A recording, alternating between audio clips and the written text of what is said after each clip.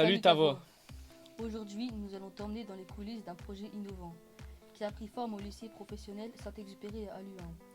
Imagine un monde où l'intelligence artificielle rencontre la créativité des élèves et des enseignants.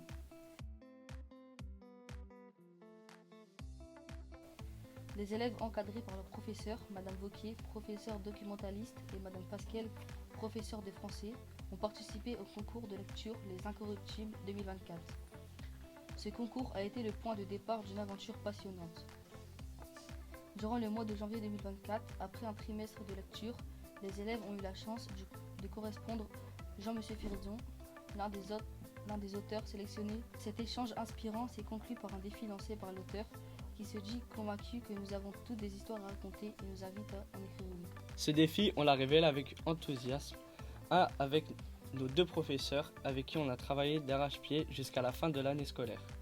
Et le fruit de cette collaboration porte à un titre évocateur, Saint-Exupéry 2050, récit d'anticipation coécrit en interaction avec l'IA générative ChatGPT. D'abord, pour une récompense bien méritée, une sortie à l'acrobranche en fin d'année, mais aussi pour explorer le potentiel et les limites de l'intelligence artificielle, tout en travaillant les compétences nécessaires pour le brevet en français et en arts appliqués. Ce projet ambitieux démontre à quel point l'éducation peut se réinventer, alliant technologie et créativité pour le plus grand bénéfice des élèves. Alors, le principal défi, c'était de redéfinir l'intelligence artificielle, parce que quand on dit intelligence artificielle aujourd'hui, souvent les élèves pensent qu'ils sont face à une machine très intelligente, qui sait tout faire et qu'on ne doit pas remettre en question.